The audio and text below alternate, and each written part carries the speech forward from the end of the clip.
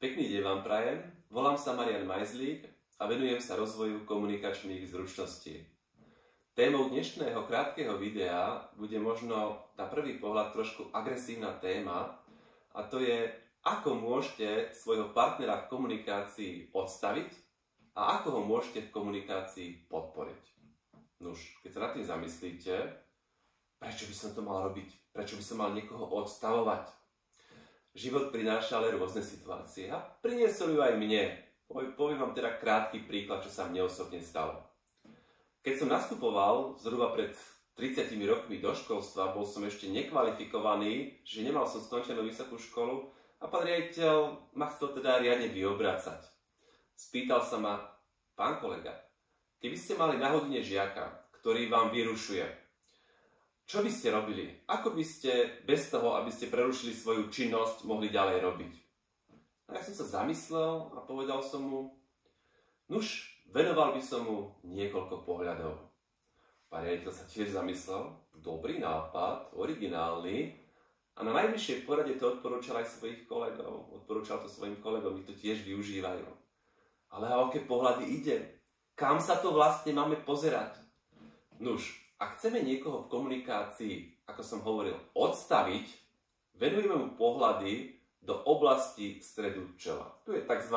Tretie oko, oblasť šišinky a táto oblasť je veľmi citlivá na svetlo.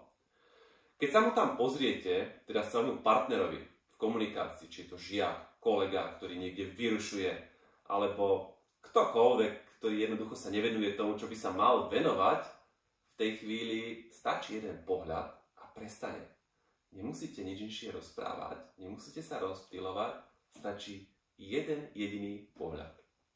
A naopak, ak chcete partnera v komunikácii podporiť, venujte mu pohľad do oblasti tváre, ale niekde inde, tvoreným trojuholníkom tiež medzi očami a ústami, čiže týmto trojuholníkom do oblasti nosa. Ak sa mu sem tunelovo pozriete, partnera v komunikácii nie že odstavíte, podporíte ho.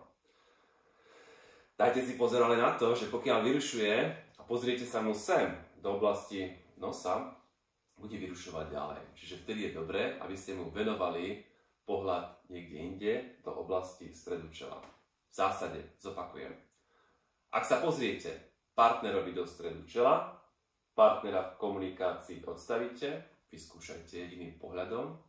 Ak sa mu pozriete na oblasť nosa, ale tunelovo, nie že budete niekde čumieť, lebo je to fakt potom nepríjemné, keď sa budete niekomu pozerať na nos, pekne tunelovo, v komunikácii ho podporíte.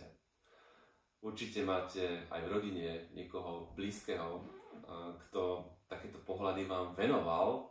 Keď si na to spomeniete, vtedy bol pohľad takéhoto vášho príbuzného dosť nepríjemný. Ja tiež som mal takúto skúsenosť v rodine, tiež mi hovoril jeden blízky rodinný príbuzný, že Marian, do tvojich očí sa nedá pozerať. Lebo viete, čo potom robíme? Ak je to blízky človek a pozerá sa vám do tejto oblasti, do stredu čela, my mu to vrátime, čiže my sa tiež tam pozeráme. No a náš partner to vníma ako agresívny útok. Preto si dávajte pozor, kam sa pozeráte.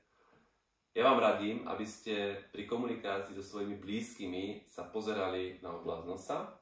Ak chcete niekomu niečo vysvetliť, napríklad svojim deťom ľahšie, pochopia aj učivo, aj všetko. A do oblasti stredu čela sa pozerajte len v tých krajných prípadoch, lebo je to veľmi nepríjemný pohľad.